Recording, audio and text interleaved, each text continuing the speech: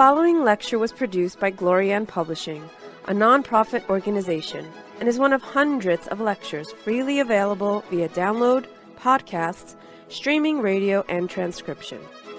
These lectures range in topic and complexity in order to address the many needs of humanity. We invite you to browse our library of lectures, books, courses, and articles to find teachings that suit you.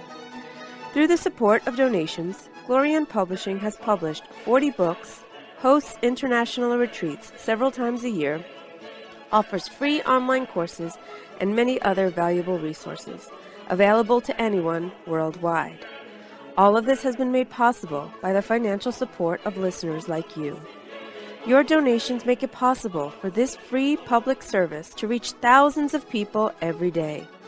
To make a tax-deductible donation in any amount, even anonymously, visit GnosticTeachings.org. Now, with heartfelt wishes for the end of suffering for all creatures, we begin the lecture. May all beings be happy.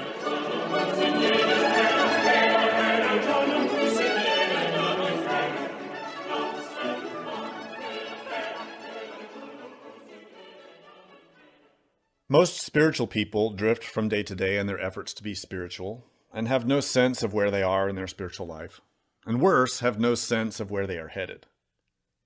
Fortunately, in this era, we have easy access to knowledge that tells us exactly where we are spiritually, and better, what we need to do to move to a higher way of being.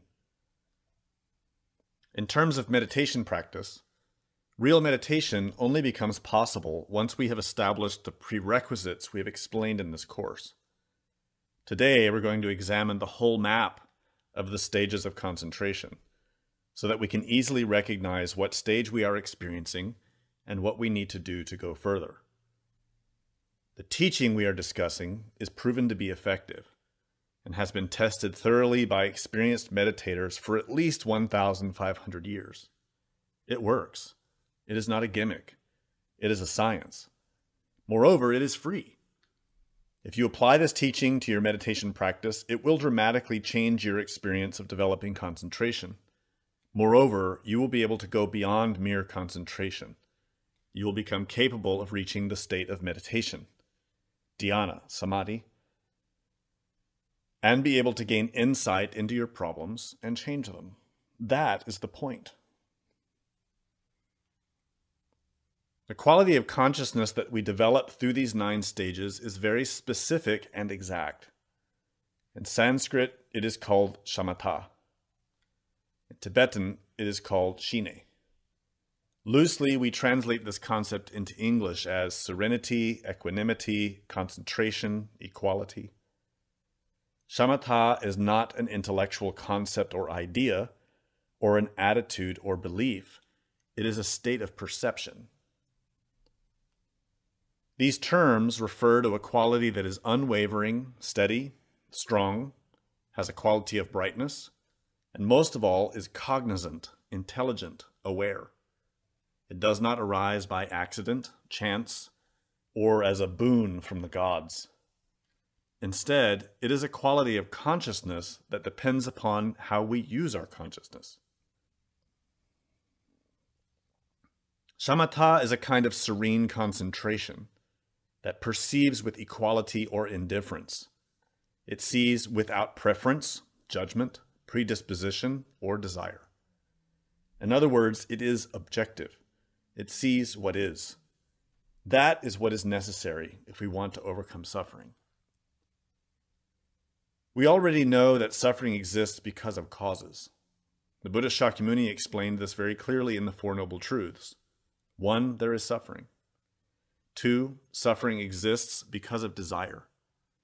3, there is a remedy for suffering. 4, the remedy is the eightfold path that liberates the consciousness from desire. The eightfold path outlines how to establish shamatha and how to use it to liberate the consciousness from desire. Meditation has a purpose. It is to solve the problem of suffering. Firstly, we must solve our own problems and stop our own suffering. To succeed in that, we need a mind that is steady, serene, and capable of looking at the causes of suffering without being seduced, entranced, hypnotized. We need the ability to face our desires and see them for what they are, causes of suffering. Shamatha, serenity, equanimity, concentration, provides that ability. Throughout this course, we have been discussing this map that describes the stages of shamatha or shine. There are 9 fundamental basic stages. In order to understand these lectures, in order to understand these steps, we must be engaging in concentration practice daily. So a student who is following this series of lectures should now have been practicing daily 2 essential things. The first practice is to be conscious and aware in every moment, developing the power of mindfulness. That is the ability to be present in the moment and aware of what one is doing. This is absolutely essential to develop meditation. If you do not develop mindfulness, you will never, ever meditate. Meditation is simply an extension of mindfulness. Mindfulness must be engaged in a continual manner all the time, without exception, without ever giving yourself a break. In the beginning, it requires enormous effort, an incredible amount of effort. It can feel exhausting, tiring, and even frustrating, because we do not have the skill developed. We do not have the strength. We do not have the energy. It is hard. But that is how you begin learning to meditate. As with any new endeavor, one must be patient before the skill begins to develop. The second practice one should be using daily is concentration. Every day, the student should dedicate a period of time to concentrate attention on one thing. Ideally, you do that by abandoning all the other senses, by disengaging from all other senses and not paying attention to the body, hearing, sight, smell, taste, or touch. 100% of attention must be on the object of attention. Everything else must be shut down. All attention should be on that one thing that you are observing. In the beginning portion of the course, we suggested practicing anapana, observing the breath as the object of concentration. Breathing is a constant fact that is always there, and it can be observed without thought, analysis, speculation, etc. This is a valuable technique for preliminary practice, but it has limits. Then we recommended that the student go further, abandon observation of breath, and instead observe a recalled image. To do this, one must disengage from awareness of physicality and pay attention only to the non-physical image. We suggested an image to recall. In each stage, the student should sit in concentration practice for 10 to 20 minutes a day at least, or even more when possible. The more effort one makes, the more results one will achieve. So there's 2 stages. For some weeks or months, observe the sensations of the breath in the nostrils. And once the mind is somewhat settled, move on to the second practice, which is to recall the image and observe it. Concentrate on the memory of the image. All of that is absolutely necessary for you to understand what comes next. If you are not practicing those techniques daily, regularly, rigorously, intensely, with a lot of devotion and dedication, the rest of this course won't help you. First, establish consistent practice. Then, once you have experienced and recognized the first 2 or 3 stages of shamatha, continue to study the rest of the course. In the previous lecture, we described how concentration, shamatha, has several distinguishing features that are essential if we want to solve the problem of suffering. The first one is the vivid intensity, an intense mental clarity. This means not only is the mind very still and stable, it also has the ability to perceive non-physical images clearly. This is so important. Many of the modern so-called meditation schools do not teach this. They avoid the power of the imagination. They set it aside as if it's something unnecessary, but they are mistaken. The power of the consciousness is the power to perceive, not just physical imagery, but also non-physical imagery. If you don't have the power to observe the imagery that your mind is projecting all the time, then you can never solve your psychological problems. All of our suffering and our psychological problems are in these images that our mind is constantly projecting. If we avoid that, if we shut that off and we refuse to see it, we are refusing to see the keys and clues that unveil why we suffer. This ability to have vivid intensity or intense mental clarity is essential. We develop that power through conscious visualization and conscious use of memory. The second feature is stability, one-pointedness. It is to have a psyche that is very stable, serene, and calm. This is the ability to pay attention to one thing without being distracted away from it. These two essential characteristics are developed when we practice daily visualization, concentration on an image that we imagine. For most of us, that's difficult, which reveals that we don't have sufficient concentration. As we practice, that skill is naturally developed. When we were children, we could imagine very easily. We could remain very concentrated on our imagination very easily. However, when we became teenagers, we began to misuse all the energy in our body, heart, and mind. We squandered that power. We lost it. And as we became adults, we squandered it even more. We became so focused on physicality, material things, that we neglected the non-physical aspect of life. And when we become spiritual, we want to reconnect with non-physicality. Developing the power of imagination, visualization, restoring it, is precisely how we reconnect. That development passes through 9 very scientific and very precise stages. Again, they are not vague. They are not open for interpretation. They describe very precise qualities of concentration. The essential basic practices are constant mindfulness and a daily period of time dedicated to concentrating attention. In other words, we need to work on focusing attention on one thing and be aware of doing it. We should be doing that 24 hours a day. Someone who is serious about doing that immediately begins to recognize that the mind is out of control. The psyche is a chaos. Thoughts just keep happening. Not only that, but most of the thoughts are completely useless, totally repetitive, and most of the time completely negative, even harmful and dangerous. Seeing the wildness of the mind can be a very uncomfortable realization.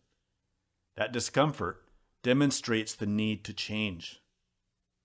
With courage and with effort, you can change. If you avoid these facts, you will only prolong and deepen your problems. If you practice constant mindfulness and the daily effort to direct attention, gradually the mind begins to settle. That is what the first 2 stages are about, which we discussed in the previous lecture. By having focus, we begin to change that scattered nature of attention and focus it. When we lack shamatha, serenity, our attention is very scattered, constantly scurrying around like the monkey that we see in the painting.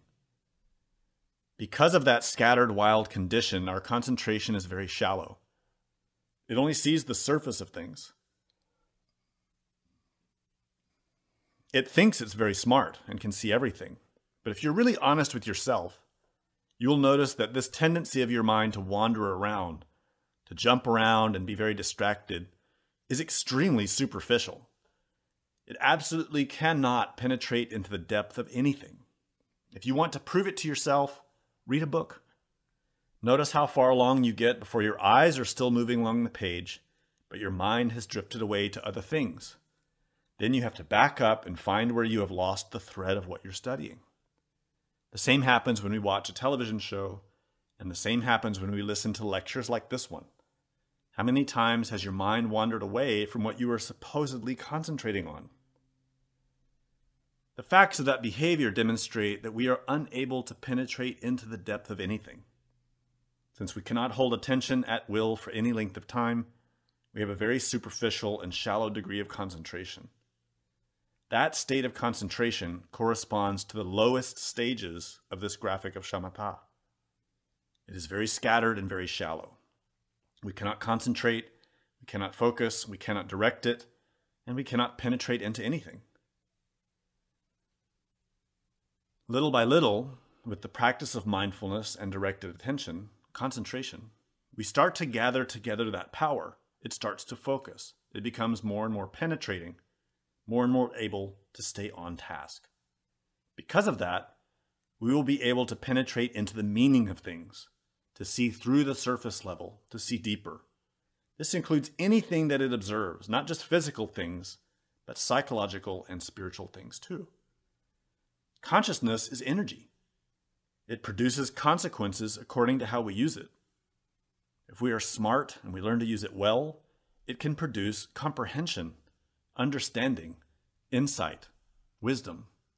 That is really what we want. That is prajna.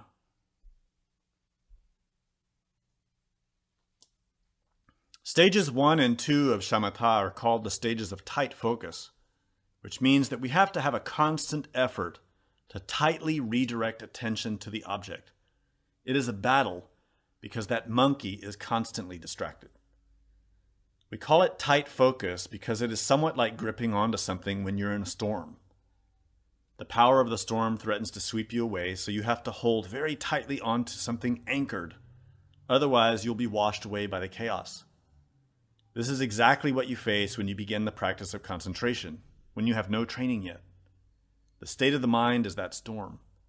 It is caused by that monkey that is always hopping about. So holding your attention onto that object is like holding onto an anchor in the midst of a hurricane. Little by little, the more effort you make, the more you apply yourself, the more you learn how to hold attention, and eventually it becomes effortless. The next broad phase of concentration practice is called stages of intermittent focus. These are illustrated as stages 3 to 7. During this phase of practice, we move from an unsettled, chaotic mind to one that is becoming more settled. Thus, we are more focused. Stages 3 to 7 are marked by an increase in the length of time we are concentrated and a decrease in the time we are distracted. In stage number 3, we are more distracted than we are concentrated. For example, if we practice concentration for 20 minutes, of that, maybe 15, 16, or 17 minutes, we were distracted. Throughout those 20 minutes, we were concentrated for perhaps 3 or 4 minutes. The exact time does not matter. We are comparing the proportions of time. Most of the time we were distracted, and some part we are concentrated and aware of what we're doing. It may not sound like much to be concentrated for only 3 or 4 minutes out of 20, but actually that's an accomplishment and a definite improvement over being distracted for 20 minutes straight. Little by little, as we advance in our practice by making effort, that ratio begins to change. The time that we are aware of what we're doing, we are mindful and concentrated, becomes longer. The period of distraction becomes shorter. And that is why these are called stages of intermittent focus. Stage 3 is called patched placement. Stage 4 is called close placement. These terms patched and close simply indicate the changing ratio between being concentrated and being distracted. Close placement means that the times of distraction are decreasing, while the times of being aware and concentrated are increasing. What marks them as stages 3 and 4 is that the time of distraction is longer than the time of being concentrated and mindful of what one is doing. We advance from stage 3 to 4 and onward by developing the power of mindfulness, by constantly being aware of yourself and what you're doing. For this to happen, mindfulness is not only something you develop in concentration practice, but instead must be strengthened and expanded in everything you do, all day long. If in your spiritual practice and your daily effort to concentrate, you're finding that the period of time that you are distracted is longer than the period of time that you are attentive, it is because your mindfulness is not strong enough. That means you need to focus your effort on developing mindfulness throughout the day, in your daily activities, at work, at home, and in everything that you do. Become more mindful of what you're doing. That effort to be present, here and now, will then change your concentration practice because you will naturally also be present at that time. If you do not develop mindfulness during all of your daily activities, and you just keep concentrating or observing your breath for a few minutes every day, your experience will not change. Eventually, you'll give up on meditation. You'll quit. This is what happens to a lot of people. They may sit and try to meditate for an hour or two, but the whole day they are distracted. They do not pay attention to themselves during the day. That is why their meditation practice fails. To move through stages 3 and 4 is achieved by developing mindfulness. The person who is developing mindfulness from moment to moment and daily concentration practice will easily reach stages 5 and 6 of establishing concentration, which are called taming and pacification. Simply stated, in these stages you generally do not forget yourself and your attention does not stray easily. So at these stages, mindfulness is not so much the problem anymore. You have established some degree of mindfulness of what you're doing, meaning that you generally do not forget that you are meditating or performing whatever activity you are performing. This is good, yet it is also a moment when you can fail. It is easy to become lazy at this stage and feel as though you have reached concentration or meditation. That is why in the painting there was a rabbit on the back of the elephant. That rabbit represents laziness that wants to stop making effort and enjoy the experience. This is a dangerous stage because it is easy to stop there and think, now that I have reached this degree of concentration, I know how to meditate. But that's not true. These are just preliminary stages developed with preliminary techniques. This is not meditation yet.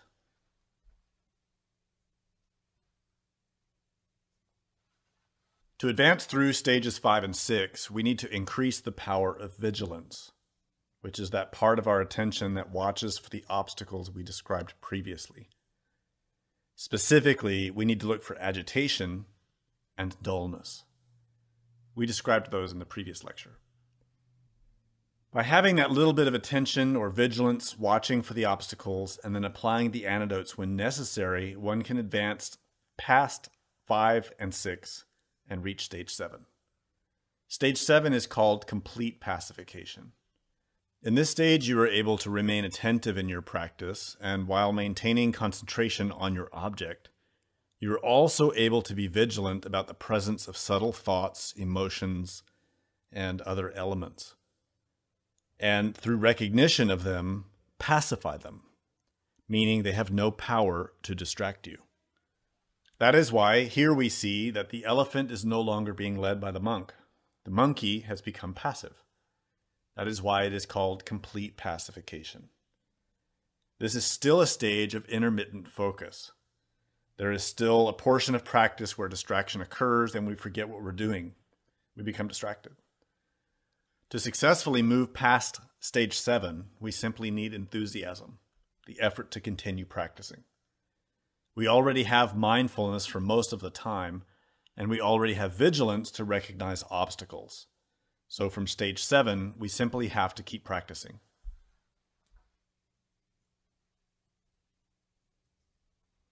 In stage 8, we see the elephant following the monk, but no monkey. The monkey is gone. This means that the distracted aspect of the psyche has been pacified. The psyche has become tamed. Thus, this stage of practice is called one-pointed placement. It is called uninterrupted focus because when you sit to do your concentration practice, you never forget what you're doing and you never become distracted, no matter how long you practice, even for hours. This is a beautiful experience. However, it is still not meditation. This is just a stage of concentration. This stage requires only a slight effort to maintain concentration and mindfulness. It is a slight effort, not nearly as intense as it was in the beginning. At stage 9, the ability to have uninterrupted focus, to have the mind placed perfectly on its object, then becomes completely effortless. The previous stage still requires slight effort to maintain concentration. However, in stage 9, there is no effort. Stage 9 is where you experience actual shamatha, shine, or calm abiding. This is a wonderful accomplishment. To firmly establish the 9th stage, to get from the 8th to the 9th, you need only to develop familiarity with it. Little by little, your concentration training becomes so complete that it no longer requires effort for the psyche to be in that stable and calm, focused state.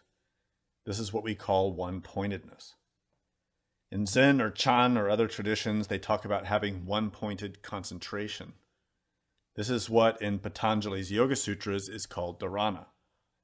If you have studied Patanjali's Yoga Sutras, you know that dharana is not the end of Raja Yoga. After that come dhyana and samadhi. So it's the same here. Stage 9 is not the end of meditation practice. Stage 9 is just concentration. There are other stages beyond stage 9. Shamatha, one-pointedness, is where real meditation can begin. Anyone can experience these stages of concentration. There's nothing supernatural about them or mystical, nor does one have to be specially blessed or empowered. Developing shamatha is not difficult. It just requires a bit of knowledge and a bit of practice. Nevertheless, even if you reach the 9th stage and have developed shamatha, you are still only a beginner. Stage 9 means only that you can place attention without being distracted. It does not mean that you have understood anything at all about karma, suffering, your psyche, or about reality. It just means that now you have the type of mind that is ready to be trained to meditate and be effective at it. And that's why it's a prerequisite for meditation. Shamatha is not meditation itself. It is a prerequisite for meditation.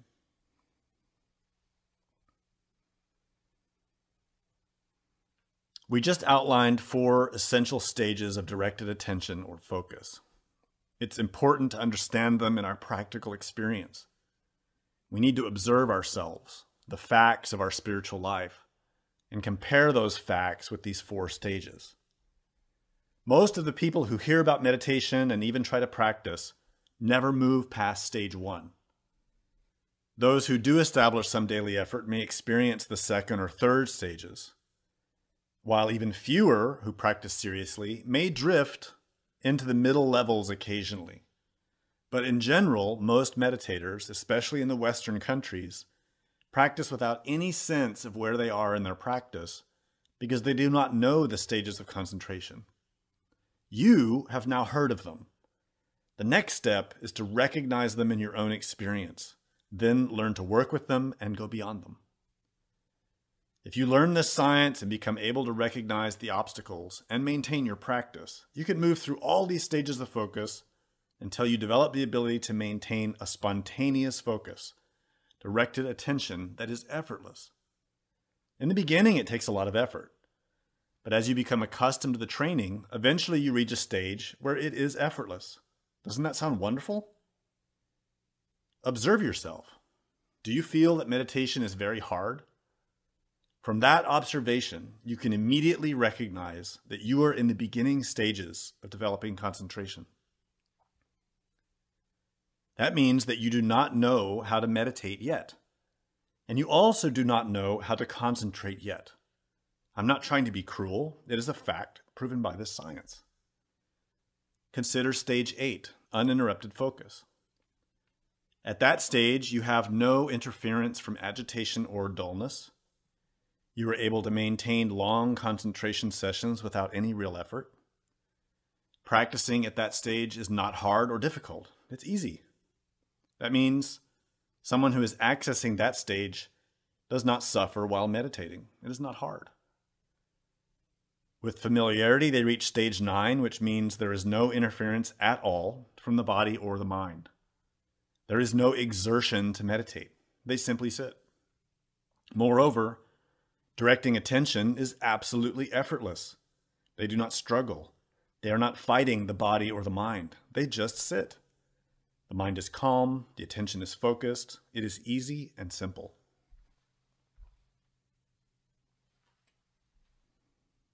When you observe your mind saying, meditation is too hard, I cannot concentrate, it's too difficult, I can't do it, I don't understand, I'm not capable, I have bad circumstances, my life does not allow it, etc. When you observe your mind saying all this kind of nonsense, you immediately know where you are in the stages of concentration. You are not practicing in the higher levels. You are in the lower levels. So now you know where you are. Now you know what you can do to change it. You will have to work hard, but consider the benefits you will receive. The work is worthwhile. If you're serious about developing mindfulness and concentration, you will very quickly experience the upper levels. It is not that difficult. It can be done by anyone who makes effort. Even if you are paraplegic, you have no arms and legs, and you have all kinds of diseases, you can still do this. Really, especially in the West, no one has any excuses. Now, if you're living in a war zone, then I can understand why it would be difficult to accomplish this. If there are bombs dropping on your neighborhood, then yes, it would be very hard. But for everyone else, no, there's no excuse. If you're not doing it, it's because of laziness, defeatism, shame, too much lust, too much envy. Furthermore, you will advance through them even faster if you are serious about conserving and transforming your sexual energy. Truthfully, if you're wasting your sexual energy through the orgasm, then none of this information will help you at all. The steadiness of the consciousness is impossible if we are still handling our sexual energy like an animal. Nevertheless, for those who harness that energy and steady it, the mind will steady very rapidly at the same time. Notice that the effort to develop concentration is exactly the same as the effort to steady the sexual energy.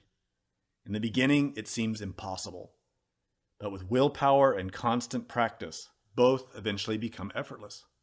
This is because both the steadiness of the mind and the steadiness of the sexual energy are the natural, normal condition we once had, but lost because of desire.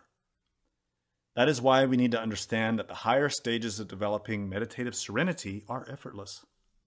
Real concentration, real serenity is effortless. From that effortless observation, the state of meditation can be found.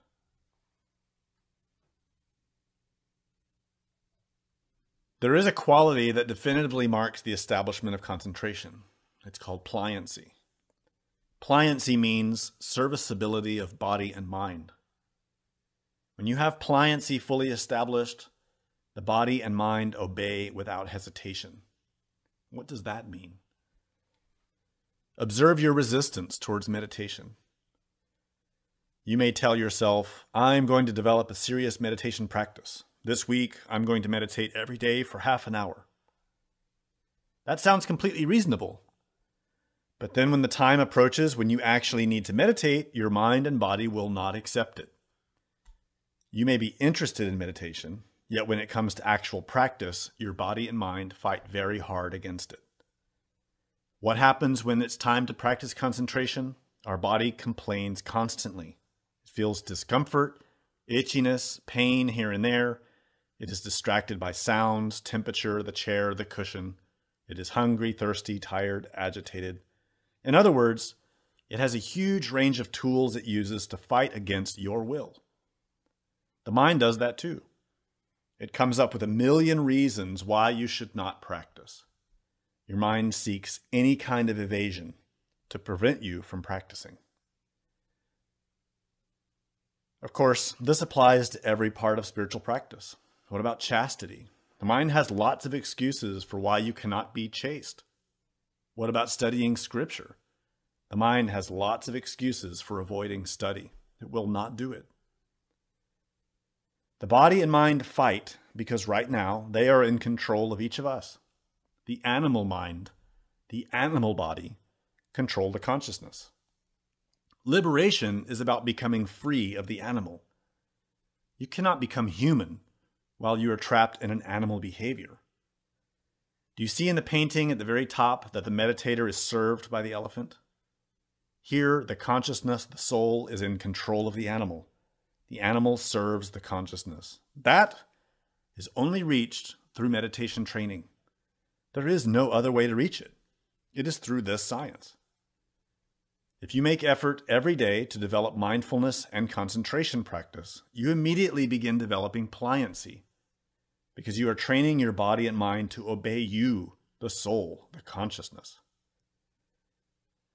Your body is not who you are. Your mind is not who you are. You are the soul, the consciousness, what is called Tathagatagarbha, Buddhadhatu, There are many terms that describe our essential nature. That is not the mind. That is not the body. Mind and body are afflicted with dysfunction, which is why we suffer. We suffer because we allow the animal mind and animal body to control us. Instead, we need to control them. The soul, the consciousness, needs to be in charge of our psychological house. When you start the practice of developing mindfulness daily and developing concentration daily, you start telling the mind and body, you, sit down and shut up. They fight, but they really have no choice. The soul is willpower. Let us observe this on the tree of life. The physical body is represented by the Sephira Malkut. The energy that activates this body is represented by the Sephira Yasod. The emotions that we feel are represented by the Sephira Hod. Thoughts are represented by the Sephira Netzach. Those Sephiroth constitute the mind and body. The Sephira Tiferet is willpower. It is the human soul. That is who we are as a soul, as consciousness. And right now, the consciousness or soul is trapped in desire for sensations, trapped in lust, anger, pride, shame, greed, gluttony, fear, anxiety, etc. We need to liberate that willpower from desire. We do that by strengthening willpower. Will soul needs to be in control of body and mind. Otherwise, liberation is impossible. The moment we begin making effort to develop mindfulness and concentration practice, we are using willpower to take charge of body and mind. That means in that very moment, we are also starting to develop pliancy, serviceability of body and mind, if we actually do use willpower and practice. In the beginning, practice is difficult. It is a fight of will versus body and mind. We place the body in a posture. We tell the mind, you be quiet, I am paying attention to my object. The mind and body will fight, and they will bring every distraction they can to try to regain control.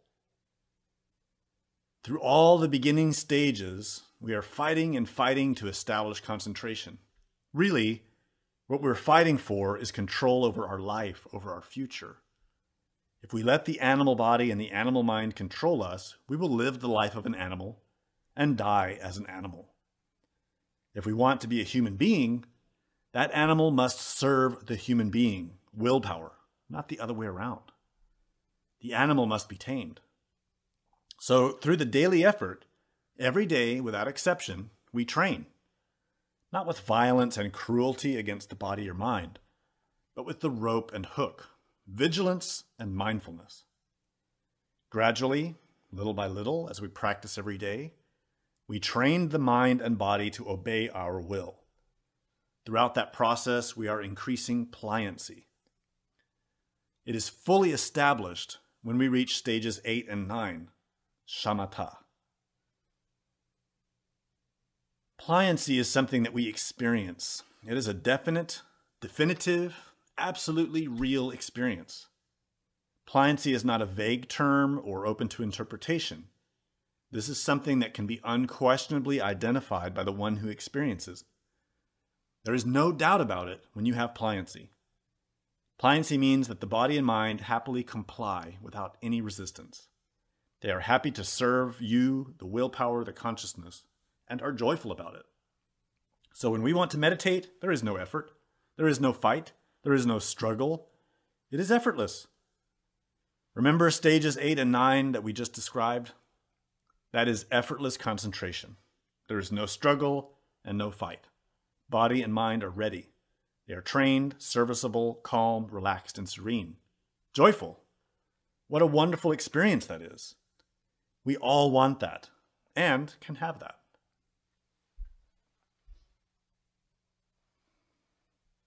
On the painting, pliancy is represented by two images, the flying monk and the monk riding on the elephant on the rainbow. The flying monk represents pliancy of the body.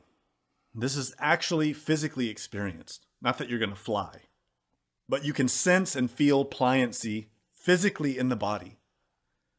It is where the body, according to our degree of development, has a great deal of relaxation. It is completely ready to meditate and gives no problems for the entire duration of meditation. Swami Shivananda said that someone who has truly developed their meditation practice can sit perfectly still for 3 hours or more and have no pain, no discomfort, no urgency to get up and do anything else, but just sit in contentment and happiness. That is pliancy of the body. Beginner meditators who observe the advanced ones wonder, wow, how do those guys sit in meditation for 8 or 10 hours every day in a cave or a little box? It looks so uncomfortable. We cannot imagine. To us, it sounds like torture. We try to sit that way for 10 minutes and we're in so much pain. Meditators who have concentration, shamatha, have pliancy. The body does not complain at all. The body is happy to do it because it is trained. The body has been trained by the consciousness. It is a willing servant. It is the same with pliancy of the mind, which is what the elephant represents. It is happy to perform that task. It is the task that is given to us. It is why we have a mind. The mind exists to accomplish that task. Pliancy is an absolutely definitive sign for someone who has achieved concentration. Why is this important? There are many people who study meditation, who really enjoy the subject matter, who are quite well educated in the terminology, and who may appear to be able to sit and meditate well. They even convince themselves that they have achieved a degree of concentration and can access stages of dhyana or jhana or various types of formless or form realm concentration states, but they do not have pliancy. They struggle to reach those states. They struggle with the body. They struggle with the mind. What that struggle reveals is that they do not have concentration, shamatha. They may have some ability to concentrate. They may have some ability to control the mind and body to a degree, but they do not have pliancy, which is that spontaneous serviceability of mind and body. We point this out because it is easy to deceive ourselves in this type of work. Pride is always ready to leap in and say, I've done it. I have accomplished something. Now I am an accomplished meditator. What a lie that is. So many people fall into that trap. And that's why we always watch for these scientific signs. We have to take the I out of it. None of these stages has anything to do with the ego or the I. The bottom line is these 9 stages are quite simple. When you study them and get familiar with how they work, they are not complicated. These are the ABCs of concentration. But these ABCs, these basic steps, are only a preliminary stage of meditation practice. They only take us to the point where we can sit in peace and be concentrated. It is from there, then, we can then apply new skills to acquire comprehension. Concentration by itself does not lead to liberation. It cannot. Concentration is simply the ability to focus attention on one thing and hold it there. That's all it is. By itself, it does not liberate anything. For liberation, we need something much more powerful than mere concentration. Observe on the tree of life. The Sefer Malkut, the physical body. Yesod, the energy in the body. Hod, emotion. Netzach, thoughts. Tiferet, willpower and consciousness. If we are sitting to meditate or concentrate, and we do indeed have pliancy, then the body, energy, emotion, and thoughts are all perfectly relaxed, perfectly under control, with pliancy. They serve the will of the soul, Tiferet. That means that all of these lower Sephiroth are not obstacles to the consciousness. They are serving the consciousness. They are that elephant in the painting that the consciousness is using to walk along the rainbow. It is only in that state that the consciousness can then be liberated even if it's only for an instant, to experience its true nature and subsequently comprehend reality.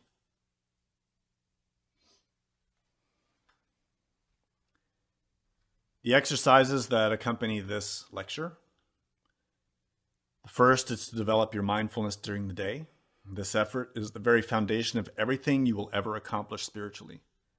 If you do not know how to observe yourself, to be mindful all the time in everything you do, you will always be in the state of ignorance. To advance your spiritual life, you need to know yourself, not as you think you are, but as you actually are. That is developed and acquired through self-observation. You can see through constant mindfulness of what you are doing, you start to acquire information about your suffering, your actions, and your behaviors. Without that information, you can never solve the puzzle of your life. This is so essential. The second exercise is to develop meditative concentration. At this stage of the course, we need to be working with visualization. So we provide this image of a seated Buddha. All you need to do is observe that image for a moment, then close your eyes and visualize it. That's all. It's not hard. Do not struggle. Do not fight with the visualization. Let it happen by itself. Just the same way you can recall any other memory, just remember the picture. Don't strain your eyeballs. Don't twist your body in contortions and become tense, making great effort to force the image. That is contradictory to what we're trying to achieve. Simply relax, close your eyes, and you will remember. If the image is not stable or clear, it is because your concentration is not strong yet. Just keep trying. If you're distracted, start again. Keep trying. Little by little, you will accomplish it. The third exercise is to continue with your spiritual diary. Continue using that as a tool to acquire insight into your behaviors.